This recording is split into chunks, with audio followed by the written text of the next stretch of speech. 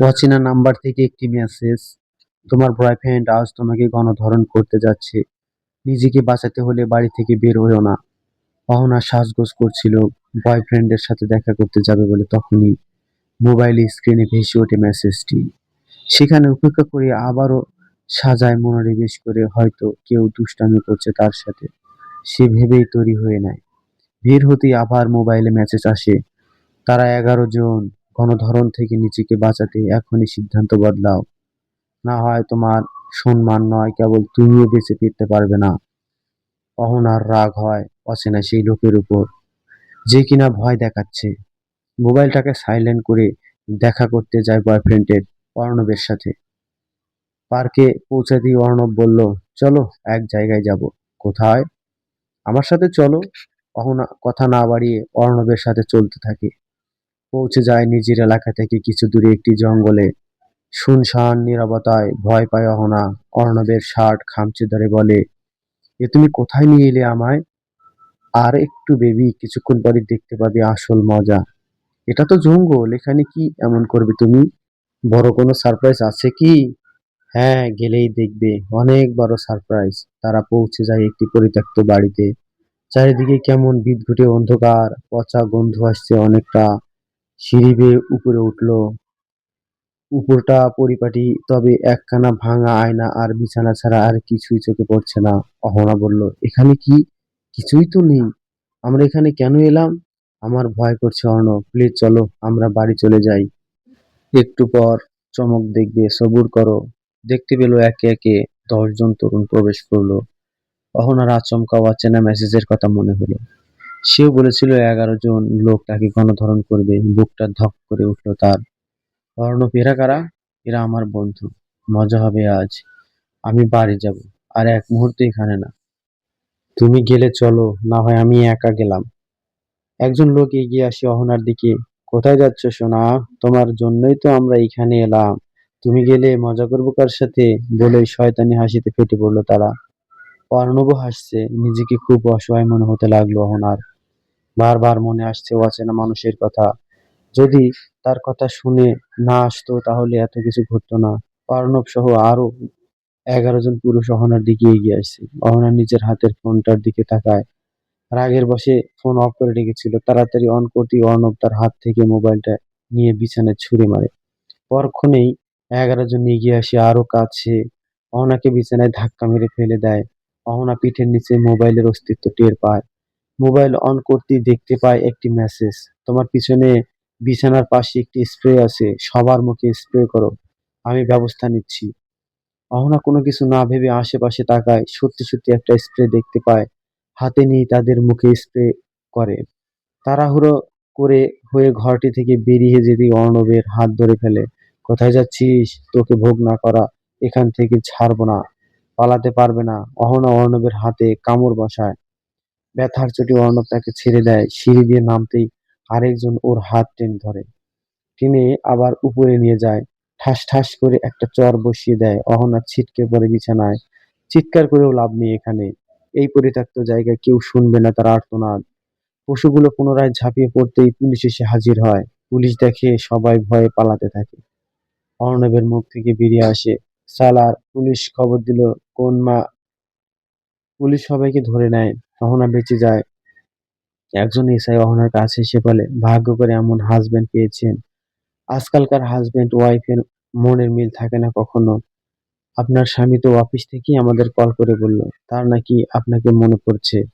কলটাও ধরছেন না। ওনার মনে হচ্ছিল আপনি বিপদে আছেন। আমাদের বলল আপনাকে তাড়াতাড়ি উদ্ধার করতে, কিন্তু উনি আমাদের সাথে আসলেন না। বেস্ট অফ লাক, এমন স্বামী পেয়েছেন আপনি। এখন আপনি চলে যান। আপনি নিরাপদ। আমাদের গাড়ি আপনাকে বাড়ি পৌঁছে দেবে। অহনা মাথা নাড়িয়ে সম্মতি জানায়। মনে মনে ভাবতে থাকে, কে সেই ব্যক্তি যে নিজেকে অহনার স্বামী পরিচয় দিল? কেন সে সাহায্য করছে? তাকে চিনলই বা কি করে? অনেক প্রশ্ন মনে হতে থাকলো। অহনা ছুটে গেল সেই এসআই এর কাছে। স্যার, আপনি কি সেই লোকের নাম্বার দিতে পারবেন যে আপনাকে বলেছিল আমাকে সাহায্য করতে? ইন্সপেক্টর অবাক হয়। আপনার স্বামীর নাম্বার আপনার মনে নেই? অহনা আমতা আমতা করে বলল, আসলে সে নতুন সিম নিয়েছে, নাম্বারটা আমার মনে নেই। আপনি এখন দিলে উপকৃত হতাম। না হয় বাড়িতে গিয়ে তাকে জানাবো কি করে। ইন্সপেক্টর নাম্বার দিয়ে দেয় অহনাকে। নিজেও কল করে সেই অপরিচিত লোককে। আশ্চর্য ব্যাপার, ফোনটা বন্ধ বলছে। কয়েকবার ট্রাই করেও কোনো উত্তর পাওয়া যায় না। ইন্সপেক্টর বললেন, বাড়ি গিয়ে ওনাকে খবর দিয়ে দেবেন, আমাদের এখানে কল আসছে না। জি স্যার। অহনা বাড়ি গিয়ে দেখে এটা সেই নাম্বার যে নাম্বার থেকে মেসেজ এসেছিল। কল করে কিন্তু বন্ধ বলছে। এক পর্যায়ে বিরক্ত হয়ে রেখে দেয়, কিন্তু মনে খটকা রয়ে গেল। অহনা বিছানায় গা এলিয়ে দিতেই আবার মেসেজ আসে। ফোন ধরে দেখে সেই অজানা নাম্বার থেকেই মেসেজ। দক্ষিণের জানালাটা বন্ধ করো, বাতাস বইছে খুব, ঠান্ডা লেগে যাবে। অহনার সাথে সাথে নাম্বারটায় কল করে। না বলতেই আবার ফোনটা বন্ধ বলছে। অহনা তাড়াতাড়ি বাইরে যায়। চারিদিকে নীরবতা, কেউ নেই কোথাও। তাহলে সেই অপরিচিত লোক জানলো কিভাবে তার জানালা খোলা? উত্তর ছাড়া হাজার প্রশ্ন ঘুরপাক খায় অহনার মাথায়। বিকেলে উঠে ওয়াশরুমে গোসল করতে যেতেই আয়নায় দেখতে পাই একটি লেখা, ঘরের দরজা বন্ধ করে গোসল করতে আসো। অহনা তাকিয়ে দেখে সত্যি ঘরের দরজা বন্ধ না করে সে গোসল করতে চলে এসেছে। মনে মনে সেই অদৃশ্য মানবকে ধন্যবাদ দেয়। পরক্ষণে চমকে ওঠে, সেই অপরিচিত লোক কিভাবে জানতে পারলো সে গোসল করছে? তার মানে সে তাকে দেখতে পাচ্ছে। গোসল না করেই বেরিয়ে আসে অহনা। ভয়ে ভয়ে বিছানায় এসে বসে। চারিদিকে তাকিয়ে দেখে কেউ আছে কিনা। না, কেউ নেই। সব স্বাভাবিক মনে হচ্ছে। মোবাইলে টুং করে শব্দ হতেই চমকে ওঠে। মোবাইল হাতে নিয়ে দেখে আরো একটি মেসেজ, ভয় পেও না, আমি শুধু তোমার অনুভব করি, পাশে থাকি, তাই বলে লজ্জা হরণ করব না। তুমি নিশ্চিন্তে শাওয়ার নিতে পারো। অহনা কল করে, কিন্তু আবারও নাম্বারটা বন্ধ বলছে। অহনা বিরক্তিতে মোবাইলটা খাটের উপরে ছুঁড়ে ফেলে গোসল করতে যায়। রাতে অহনার মোবাইলে কল করে তার বন্ধু হ্যারি। কল করে জানায় তারা সব বন্ধুরা মিলে কালকে ট্যুর যাবে। অহনা জানিয়ে দেয় সে যাবে না। কল রেখে দেয়, সাথে সাথে মোবাইলে একটা মেসেজ আসে, বান্দরবন অনেক সুন্দর একটা এলাকা, তোমার প্রিয় জায়গা, তাই যাও, মন ভালো থাকবে। অহনা অবাক হলো। হ্যারি তাকে ট্যুরের কথা বলেছে, কিন্তু কোনো জায়গা সেটা বলেনি। তাহলে অচেনা লোকটা জানলো কি করে? যাই হোক, এখন সে ঠিক করলো সে ট্যুরে যাবে। হ্যারিকে আবার কল করে বলে দেয় পরদিন সকালে 10টায় রওনা দেবে। তাই 8টায় অহনা রেডি হয়ে যায়। সব গুছিয়ে নেয়, কিন্তু বিপত্তি হয় ড্রেস নিয়ে। কোনটা পরে যাবে সিলেক্ট করতে পারছে না। অনেকগুলো জামা সামনে রেখে গালে হাত দিয়ে ভাবছে অহনা। এমন সময় মোবাইলে মেসেজ আসে, নীলে তোমাকে নীল পরি লাগে, নীল জামাটা পরে যাও। অহনা কিছুক্ষণ ভাবলো, তারপর ঠিক করলো সে নীলটাই পরবে, কিন্তু চেঞ্জ করবে কিভাবে? অদৃশ্য মানব যদি দেখে নেয়? সে তো বারবার মোবাইলে আসতে বাস্তবে না। অহনা ভাবলো, তারপর মোবাইলটা ড্রয়ারে রেখে দেয়। টাকার সময় মোবাইলে একটা ওড়না পেঁচিয়ে দেয়। মনে মনে বলল, ব্যাস, এবার আর অদৃশ্য লোকটা আমাকে দেখতে পাবে না। নীল জামাটা পরে নেয়, সিল্কি চুলগুলো পিঠে ছড়িয়ে দেয়, ঠোঁটে হালকা গোলাপি লিপস্টিক, এইটুকু সেজে বেরিয়ে পড়ে। একটু পর মনে হয় মোবাইলের কথা, ড্রয়ার থেকে মোবাইল বের করতেই দেখলো মেসেজ এসেছে। আমি বললাম, আমাকে ভয় পেও না, আমি সর্বদা তোমার পাশেই থাকি।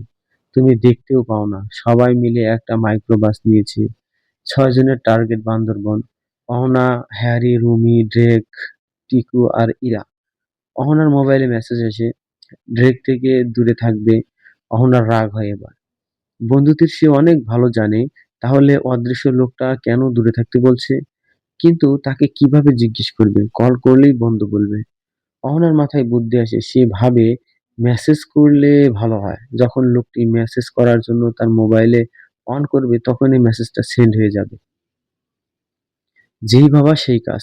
একটি মেসেজ করলো, আপনি কে? অনেকক্ষণ ধরে রিপ্লাইয়ের আশায় মোবাইলের স্ক্রিনে তাকিয়ে রইল। কোনো উত্তর পাচ্ছে না। ড্রেক বলল, মোবাইলে কি দেখছিস? আমরা এখানে মজা করতে আসছি। এসব ভং-চং চলবে না বলে দিলাম। এবারে গানটা তুই গাইবি। অগত্যা অহনা গান ধরল, এই সাগর পাড়ে আইসা আমার মাতাল মাতাল লাগে। ড্রেক তোর মাথায় চাপড় মেরে বলে, তুই কি এখন সাগর পাড়ে নাকি? অন্য গান বল। আমি গান পারি না। তোর অন্য গান ভালো লাগলে তুই গা বসে বসে। আমার ইচ্ছে নেই। তাহলে আসলি কেন? বাড়িতে বসে বসে আমাদের পোস্টার রিয়াক্টে কমেন্ট করলেই পারতি।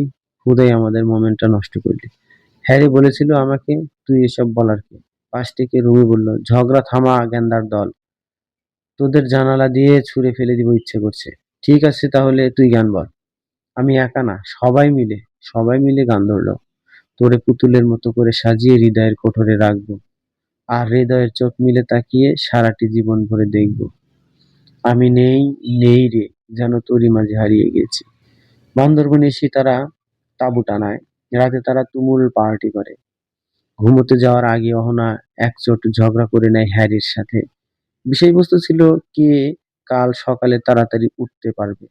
দুটো বেড করা হলো, একটাতে ছেলেরা, অন্যটাতে মেয়েরা। অহনার মা কল করলো বাড়ি থেকে। কিরে মা, কই আছিস? আমি একটু ঘুরতে এসেছি মা। কোথায় ঘুরতে গেলি? বন্ধুদের সাথে বান্দরবন। হ্যাঁ, তোর বাবা বলেছিল তো, আজকাল কিছুই মনে থাকে না। বলছিলাম যে এবার ঘুরে এসে বাড়ি আসিস। আমার শরীরটা ভালো নেই, তোকে দেখতে চাই। কি হয়েছে তোমার মা? তেমন কিছু না, তোকে দেখতে ইচ্ছে করছে। এবার গেলি যে তো ৮ মাস হতে চললো। আচ্ছা মা, আমি ২ দিন পরেই আসবো। তুমি নিজের যত্ন নিও। বাবা কোথায়? ঘুমাচ্ছে। কথা বলবি? না, সকালে বলবো, এখন আর বিরক্ত করব না। খেয়েছিস? হ্যাঁ মা। তুমি খেয়েছো? হ্যাঁ। আচ্ছা, ঘুমিয়ে পড়। গুড নাইট মা। Love you. অহনা কল রেখে দিয়েই মেসেজ আসে, রাতে সাবধানে থেকো, একদম ঘুমিয়ে পড়বে না, কেউ আসছে। মেসেজটা দেখে অহনা ভয় পেয়ে যায়। রাতে ওর সাথে কি ঘটতে চলেছে বুঝতে পারে না। সজাগ হয়ে চোখ বন্ধ করে রইল। রাত গভীর হতেই ড্রেক উঠে পড়ে। মোবাইলের ফ্ল্যাশ অন করে। সবাই ঘুমিয়ে আছে। অহনাও ঘুমিয়ে পড়েছে। মেসেজের কথা তার মনে নেই। ড্রেক অহনাকে শনাক্ত করে তার শিউরে যায়। কামনার দৃষ্টিতে স্থির, জিভ লক লক করছে, যেন লোভনীয় কোনো খাবার দেখছে সে। হালকা আলোয় অহনাকে চোখ দিয়ে গিলে খাচ্ছে, আর এক মুহূর্ত সময় নষ্ট না করে ড্রেক তার গালে হাত স্পর্শ করায়। মুহূর্তেই শিহরিত হয় অহনা। অহনার মুখে লেপ্টে থাকা চুলগুলো আলতো করে সরিয়ে দেয় ড্রেক। হাত দুটো মিশিয়ে নিতেই অহনা জেগে ওঠে। ড্রেক সাথে সাথে মুখ চেপে ধরে তার। গঙ্গানের শব্দ ছাড়া আর কিছুই শোনা যাচ্ছে না। চোখের পলক পড়তে না পড়তেই একটা কালো ছায়া এগিয়ে আসে ওদের দিকে।